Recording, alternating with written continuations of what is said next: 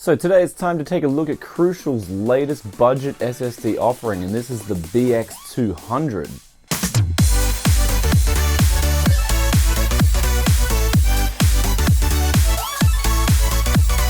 Ladies and gentlemen, welcome back to Tech City. This is Brian coming back to you guys today with a review of the Crucial BX200. I'll be reviewing the 480GB SSD variant. I'll also be doing some quick tests here through ASSSD and HD Tune Pro and telling you guys what I think of the performance. However, until then, we'll quickly go over the features of this drive and what's included in the box. So as soon as you get the package in, you'll notice that it comes packaged pretty well for a budget entry drive. You also get a little bracket there and the Acronis True software program there, which is really good if you wish to clone programs. I've actually got a tutorial where I use this exact program on cloning. However, looking at the drive itself, it is a 2.5-inch solution there, and it is only 70mm thick, so it's very light. You've got an all-steel construction on the case, which also works as a heatsink for the actual controller on the SSD. Going into the drive itself, however, we can see there, we've got 60GB banks there of TLC flash there, which is 16nm flash from Micron. We've also got the Silicon Motion's SM2265 controller on there,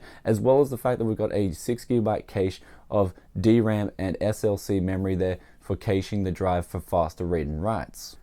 Moving on to the back of the PCB, you've just got some empty brackets there since this is the 480GB model, which allows this drive to come in 960GB variants.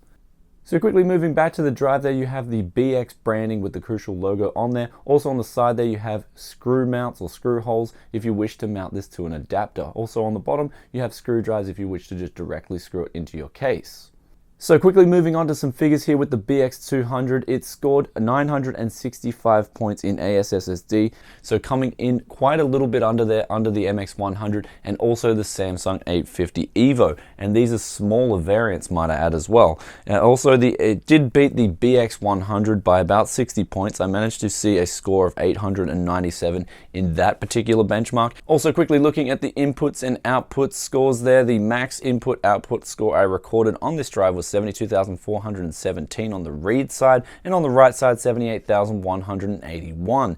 The bit contrasting that to the predecessor, the BX100, it scored 69,513 and 69,770 respectively. However, on the MX100 side of things, we could see that going as high as 96,368 and 74,626. However, it is important to note when I did some big file transfers here, I noticed that the performance severely tanked after 5 or 6 gigabytes on the right sides there, going to as low as 80 megabytes per second consistently. This is a severe drop in performance here, even losing to some hard disk drives, which should not be happening on an SSD. Now, when we contrast this to the predecessor, the BX100, which uses the same Silicon Motion controller, that performed a lot better over bigger file writes. Also, one thing I will mention about the BX200, however, is that the write consistency in that first group of performance figures was a little bit better than its predecessor, the BX100.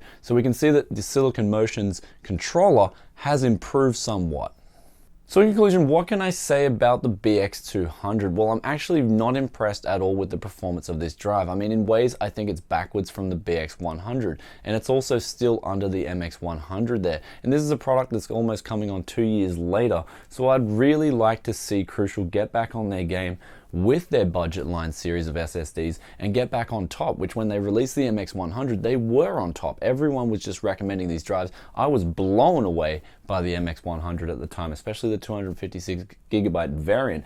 However, I will quickly mention the pricing on this SSD. We have for the 240GB variant there 159 AUD with a little bit more in NZD. Also the 480GB variant there will be 289 AUD, and then the 960GB version will set you back a little bit more. So the pricing is definitely there from the retail standpoint. Expect to pay a little bit less from the actual retails itself, as we always know street prices generally are a little bit cheaper than the retail prices. Though honestly, at this price, I have to give this product 2.5 stars out of 5, as I just simply was not impressed with the performance. Even though the initial figures there from ASSSD scores were pretty good, and the write consistency in those initial file transfers were pretty good, and it was a step up in that regard from the BX100, the overall performance was just simply lackluster, especially compared to the BX100 and the MX100, and take into account that the competitors' products have stepped it up a lot, especially in terms of value for money.